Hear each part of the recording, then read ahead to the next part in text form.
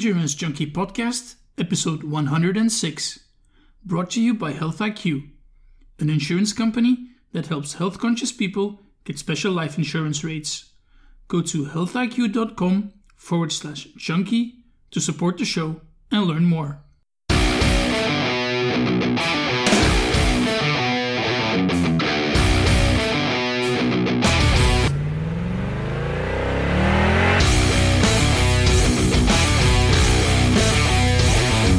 Hey junkies, what's up? My name is Peter and thanks for joining me on a new episode of the Endurance Junkie Podcast, the show where I will be interviewing some of the fastest, smartest and most inspiring people active in the endurance world today. Now before we get going, I would quickly like to thank Health IQ for supporting. Now many people in the endurance community have had trouble with how much they pay for their life insurance. And despite their own health-conscious lifestyle, they might get penalized for family history and BMI and stuff like that.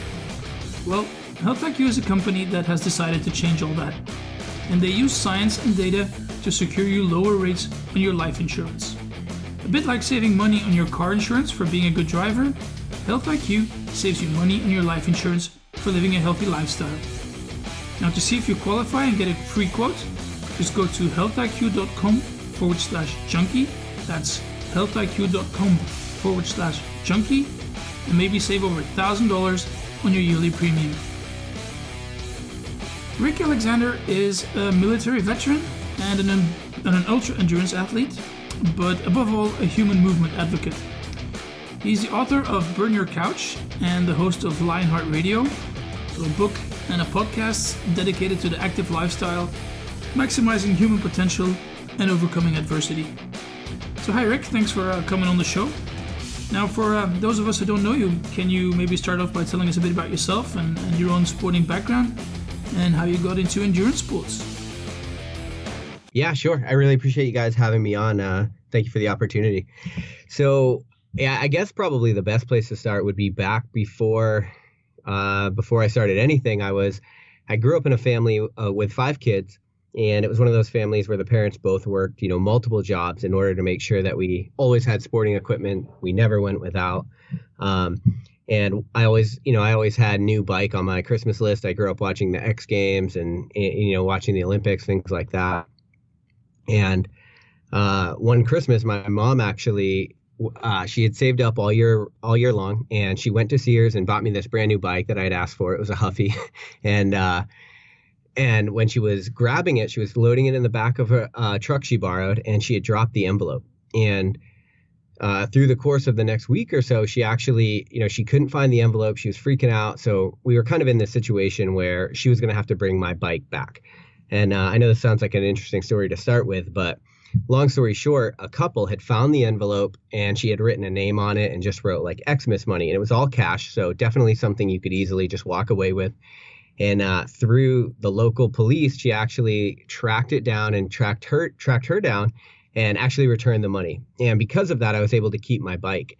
And the reason that matters is because later in the year, she introduced me to mountain bike racing. She actually, I was too young at the time to do an actual mountain bike race. So she lied about my age for me, like any good mom would do, and let me slug it out there with the grown-ups, so to speak.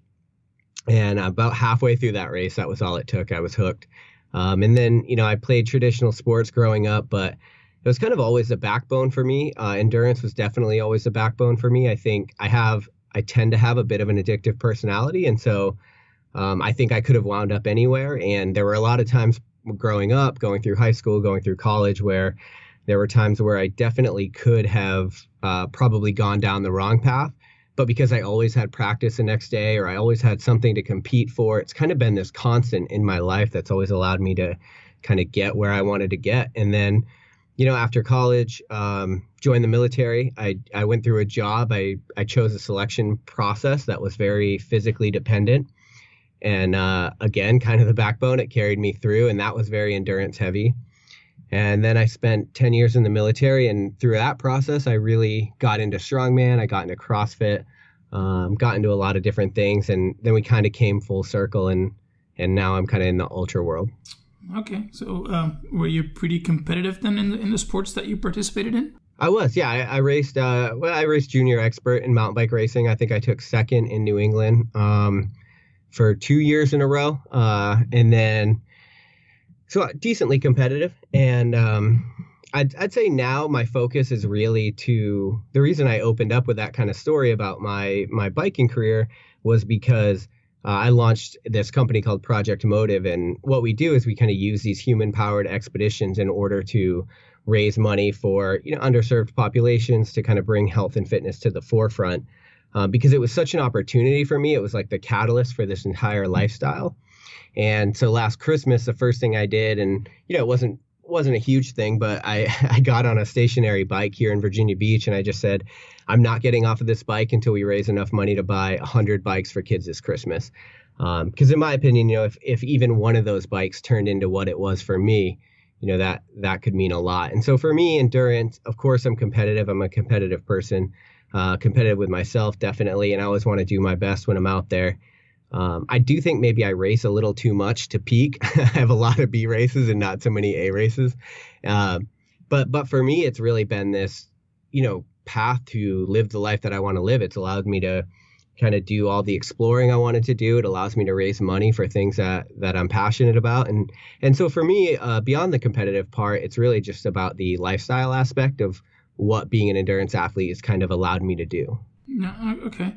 And has that somehow allowed you to make a living out of it? Yeah, I'm working on it.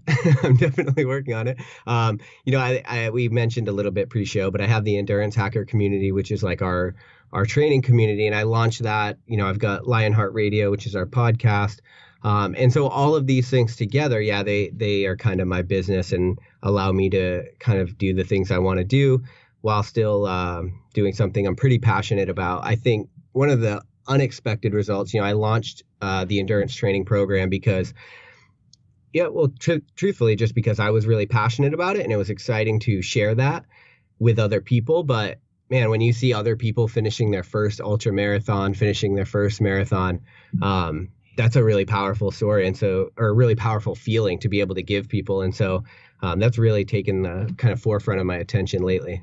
Yeah, because in doing my research for this interview, it was kind of hard for me to keep track of all the stuff that you're involved in. And you already talked about Project Motive. You talked about the podcast, Endurance Hacker. You've written a book as well, Burn Your Couch. So many things to talk about. So maybe starting with Project Motive. Can you tell us a bit about what the idea behind that project was and the goals that you want to achieve? I've thought a lot about where I want to take it, and I think we're still kind of working through the plan there. But the thing that was kind of the catalyst was that this idea that if you can give, sport has this really great way of bringing people together all over the world, really. You can see it with the Olympics, and you've seen it throughout history. And for me, like I said, it was this thing that kind of kept me on a better path. And I just think that, in today's situation or today's culture, it seems like, gym class and sports, these are like the first things to get cut. And so for me, I don't necessarily have a big picture, I'm formulating that as I go, but just this idea that we can use sport to help people out of the situation that they're in. Like for me, that's really powerful and compelling. Yeah. Okay. Well, good luck with that. Next thing, Endurance Hacker. That's all about training the hybrid athlete, right? It is. Yeah. It's, so I signed up for a 100-miler and I tried to, basically when I decided to transition from being a strength athlete to being an endurance athlete, there wasn't a big thought process there. There was like, hey, this has always been on my bucket list. I grew up kind of idolizing like Dean Karnazes, Lance Armstrong. So I knew it was something like that world I wanted to get back into at some point. And just kind of the way that I do, I always just have a tendency to throw myself in and then figure it out. And so I signed up for a 100-miler in Santa Barbara. And I kept Googling like 100-miler plans. I even bought a couple, and it just seemed to be that everything was lots of running. And of course, you have to run 100 miles. I get it. But for somebody that weighed 220 pounds at only 5'10", the running broke me fairly fast. And so what happened is I ended up going into that race not trained at all, because every time I did try to train, I would just end up with some kind of overuse injury. And I ended up not making it through that 100-miler. And I got pulled at mile 70 because I didn't make the time cutoff. which was kind of, one of my first real big, like just facing failure moments. But I signed up for a 200 miler that same week that I had gotten, that I'd finished it, or didn't finish it rather. Yeah, which makes sense. I mean, if you can't finish a 100 mile, you sign up for a 200, right? I'm not saying this is good advice. I'm just telling you what I did. Yeah, no, I think for me, it was like I had this moment, like I can't go down like that. I know I'm capable of it. It just came down to like I tried to wing it. I tried to go in unprepared. I tried to follow programs that maybe wouldn't necessarily work for somebody like me. And so through that process, through training for the 200, I realized like, okay, I'm not going to be the kind of person that can just pound the pavement for hours and hours on end, at least not for a while until I get my weight down and I get my, soft tissue strength up and things like that. But what I realized I could do is there are a lot of different things I could leverage, and I know George talked about it a little bit on when he was on this podcast, like using biking and using alternative cardio methods, using lifting. I did use a lot of lifting. I just had to change up my strategy a little bit. And so that was kind of the approach behind Endurance Hackers. Like, let me leverage some of these other things that I already know how to do and am good at in order to, try to find transferability so that when I'm out in the mountains or on the trails, I'd be better prepared. And it actually, I would say you could argue it did work out because I did finish the 200. Now, do you think this is something that everyone can get into? I mean, this hybrid training, or is this mainly for guys coming from a strength background who wants to improve their endurance, or, can it also work the other way around? No, I think it can definitely work the other way around. And I've really been playing with a lot of protocols lately. I do think it's a natural fit if you're a strength athlete and you want to try endurance. And, this program is a great fit because you already know a lot of what we're talking about. But I also think that there's a lot of places where runners kind of miss the mark for strength as well. So I'll give you a quick example. In all of the ultras I did, which last year I ran about 10, I started realizing that everybody hated the downhills more than the uphills. And I'm like, well, why is that? Why can't we train the downhills? And what I started realizing is that we massively underplay the role that our posterior chain plays when we're going downhill, right? And keeping tension and holding us back. And so what I started to realize is, of course, before you go down, you have to go up. And so all of the climbing, it always kind of wrecked our hamstrings and our posterior chain. And then when we would go downhill, it was just leaving it all to our quads and then eventually our knees and our feet that are really just taking a lot of the pounding. And so by throwing something as simple as like kettlebell work in, that's what I originally started with to strengthen the posterior chain. Downhills literally stopped becoming a problem for me maybe after a month of really focused kettlebell work, or maybe like 6 weeks. And so in my opinion, I think that strength is one of the places that a lot of endurance athletes kind of leave some performance on the table. Yeah, even though a lot of runners are already incorporating strength into their training, but not enough according to you? Yeah, I do think it's a growing thing. I think that people are becoming aware of it. Of course, strength athletes are becoming more popular in general with the advent of CrossFit and CrossFit endurance and that whole thing. I think that's done a lot to put barbells in people's hands, so to speak. But I think if you are a straight endurance athlete, that is one area. If you're not doing it, you could definitely find some more performance. Especially for those guys who are competing into Spartan races and stuff like that. Yeah, that thing. And it's injury prevention too, right? Because you're doing a lot of work with the joints. You're strengthening the soft tissue. You're making yourself more resilient. And that's just as powerful as anything else, because I think when endurance, you get into it and you really start seeing a lot of overuse injuries and things like that. Yeah, okay, cool. So how can people get in touch with you if they want to get into it? And how does it work exactly after they've signed up for a program? You can go to endurancehacker.com and that will bring you right to it. But it kind of, the way I wanted to run this program, I'm not a huge fan of templated programs. I think, again, just because of my background, I would buy these templated programs, not really get the results I want, and I couldn't figure out how to tweak them. And so with this program, what we do is, everybody pays $50 a month. It's like $49.99. And then you have 24/7 coach access. So you get to, if you don't understand things, if you don't have equipment, if you're having a problem with how the programmings work, then you can always just shoot us an email and then we'll answer you right back and kind of get you on the right path. And then on top of that, we have a forum so that all of the community members can interact with each other. And so I think those two things do a lot just to help kind of customize the programming a little bit for each person. Yeah, okay. Yeah. I'll put those links up on the show notes page. Yeah, another thing I wanted to talk to you about was the book, Burn Your Couch. Yeah, where did that idea come from, and the desire to write the book?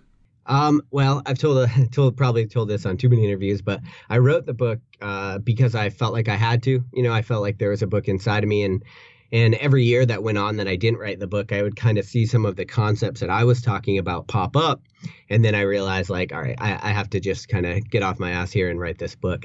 But it's kind of a amalgamation of everything I've learned through competing in sport and also through my time in the military. With 10 years in the military and 4 deployments, I've had opportunities to do and see a lot of cool things, to see things that work, especially coming from a special forces community. I've gotten to kind of be at the cutting edge of a lot of tactical fitness. And so the idea of the book, though, the premise is that what I notice and everything that I've done and where I've seen success in my life, we in Western culture really have a problem mistaking being comfortable for being happy. And I think that manifests in a lot of different ways. I think that we are seeing skyrocketing obesity rates and obesity related diseases like heart disease and diabetes and all of these things. And I think it's because, by and large, we think that being comfortable is being happy. And in my experience, those two things aren't necessarily related. And the only time comfort does breed any kind of happiness at all is in contrast to a little bit of pain or struggle. And so I kind of wrote the book with that overarching theme, and it talks about, different deployment stories and ultramarathon stories and all kinds of different ways that I've kind of utilized or leveraged pain in order to live a happier life. Yeah, okay, cool. So what are your own fitness goals for 2018 and beyond? Do you have like a bucket list of races that you still want to do? I definitely do have a bucket list, and it's really big because I'm always kind of adding to what I want to try. But I'm going to get some ultra marathons done this year. I've got a pretty good double coming up in March. I've got a 50 miler and then a marathon the very next day.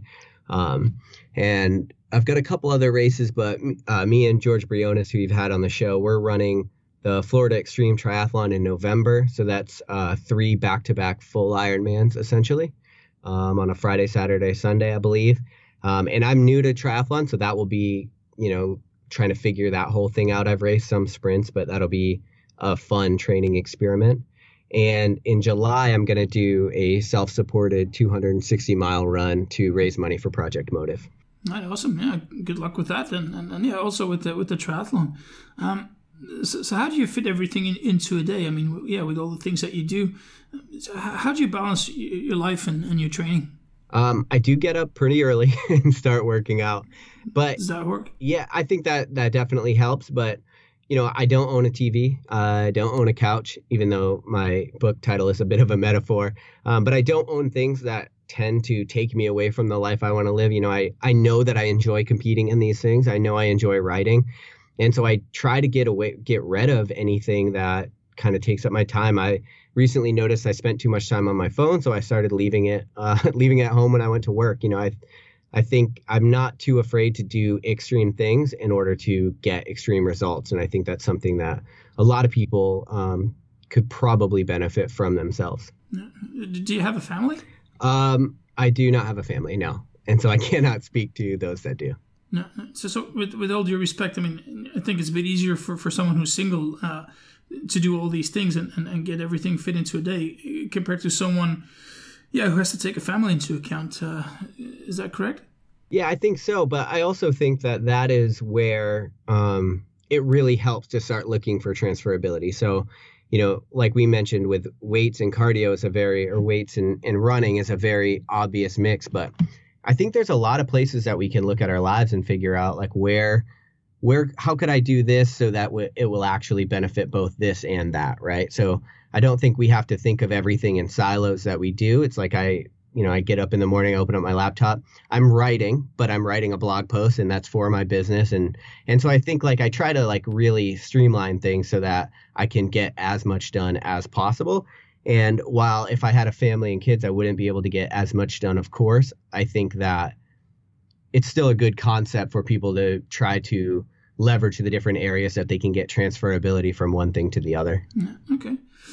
So what's the greatest piece of advice that you've ever received yourself in sports or life in general? I want to make sure I answer this well. I think that it's important that everybody quit asking for permission to live their best life. And I've said this before, but I think that there's things that everybody wants to do, and somewhere along the line, people get in our head, whether that's, family, who typically, I find that criticism is always rooted in a really good place. People typically do want the best for you. And if they don't want the best for you, they certainly usually do not want the worst for you. That's very rare.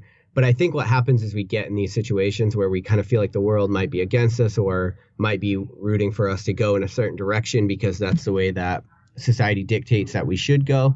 But I think that model is kind of breaking. And I think because information is so open source in today's age, we have this ability where it's like you have the option to do whatever. You don't need permission from anybody to be or do anything in life that you want to. And I think because we have so much access to so much information, you want to run 100 or 200 miler, it's not a matter of ability. You have the ability. I can promise you that. What you need is the resources, and you need the training, and you need to go about it smartly. And so I think if I could give one piece of advice, it would be, quit asking for permission. Quit looking for a reason things won't work. When you're running 100 miler, there's always a reason not to keep running. There's always a reason to quit. So if you start looking for them, you'll find them. And the reverse, if you got to start looking for reasons to continue, reasons to why what you want to do will work. And I think that's made a huge difference in my life. Yeah. So it's about convincing yourself that participating in these endurance events is more mental than physical. Yeah, I think there's definitely a physical component. Like I said, I went out there and I was mentally tough and didn't finish 100 miler. But that's because my enthusiasm and my preparation didn't meet in the right place. Not because I didn't have the ability. I've run a few since then. It's just that at the time I didn't prepare myself adequately, and so I got the results I got. And it ended up being one of the greatest things that's ever happened to me, because from there, if I would have finished that, there's a good chance that maybe I just would have been like, okay, on to the next thing, because that's what I have a tendency to do.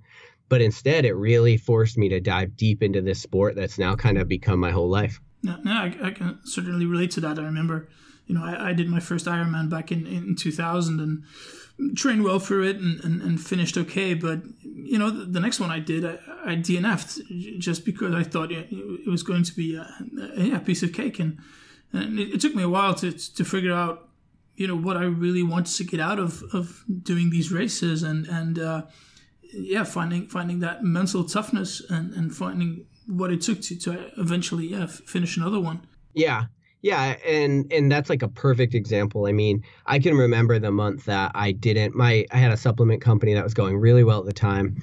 We still sell some of those supplements, but it was going really well at the time. And at the same time, I was like, man, Forbes had reached out to feature me. And I was like, okay, I'm going to run this 100 miler. Then I'm going to go on Forbes. It's going to be in the same month. And everything was coming relatively easy to me.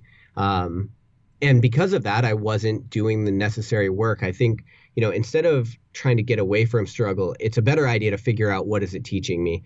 I can't speak to your case, but I'm sure that there were many things that not making it taught you about how to prepare better next time. And that was the same case with me.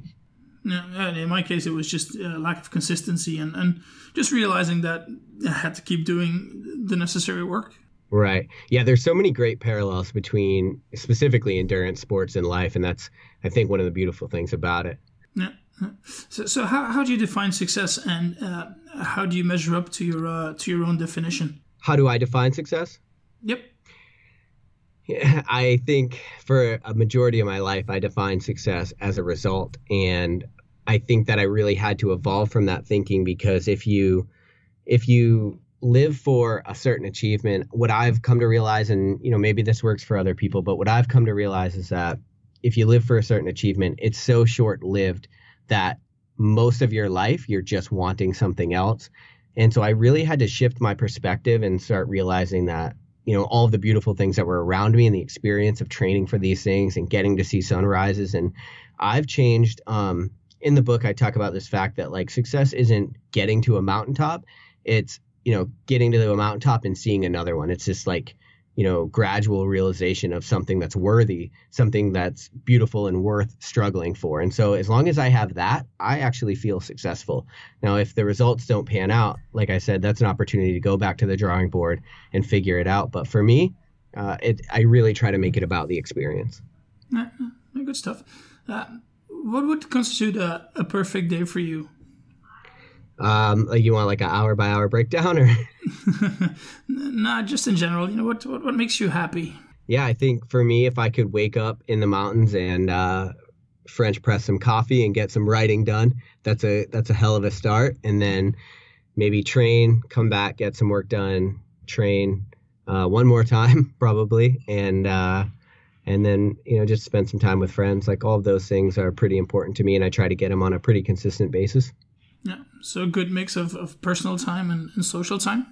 Yeah, and I actually, the reason I kind of said train, work, train is because for me, I found that leveraging training to help me think better is really important. There's a lot of research out there that once you start moving and sweating, you create a lot of BDNF, brain-derived neurotrophic factor, I believe. And I'm a little bit out of my swim lane in talking about this stuff, but I think everybody that is an endurance athlete can relate to this on some level. You just feel more on, you feel more alert.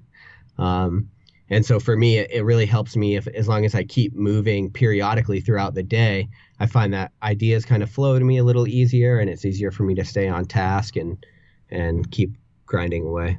Yeah. And these ideas, do they come to you while you're exercising or more afterwards when you're back in work mode? Both. I mean, I think for me, ultra running's like probably the most extreme form of meditation. And so once I kind of start clearing my head, I start getting some decent ideas about maybe how to make my business work better or whatever. But truthfully, if I just kind of jump between working out and working all day long, then I do a lot better. This model of sit down, work for 8 hours, to me, that just seems so flawed. First of all, I can't imagine sitting for that long.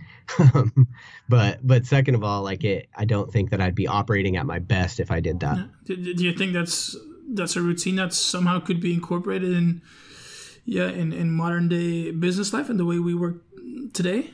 Yeah, absolutely. In the military, I had a buddy and we kind of worked together in our office, and we would set our alarm for 4 hours, and we just kind of let our boss know, like, hey, every 4 hours we're going to go for a quick run.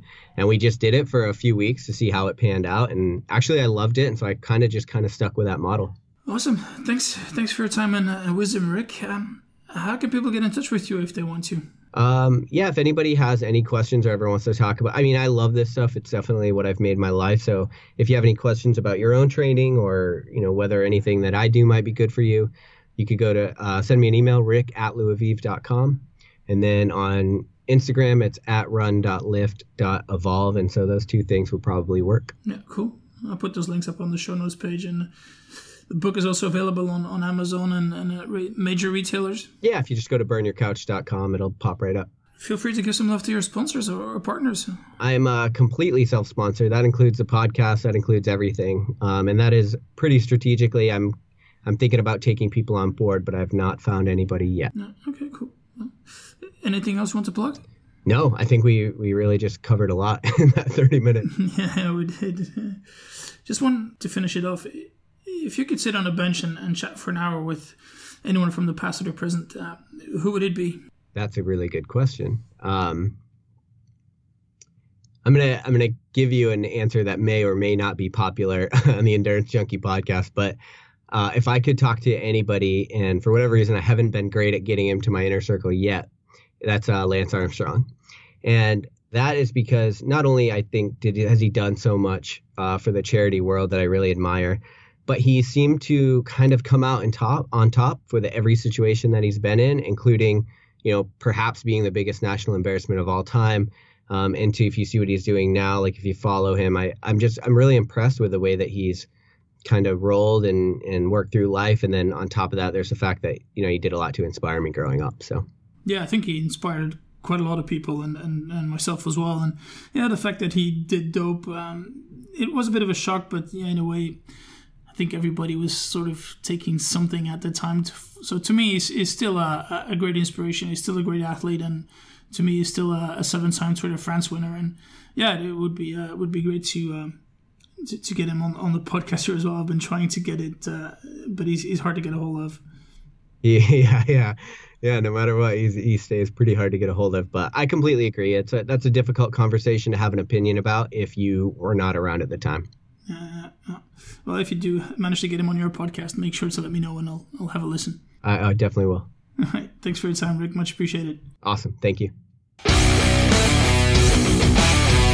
All right, Junkies. Thanks for listening to this episode with Rick Alexander. Now, if you like these little interviews and don't want to miss any future episodes, just head over to iTunes or Stitcher and simply subscribe to the show. I would quickly also like to thank everyone who has left a rating and a review there. It's much appreciated. And yeah, if you haven't done so yet, please consider leaving me one and help grow the show.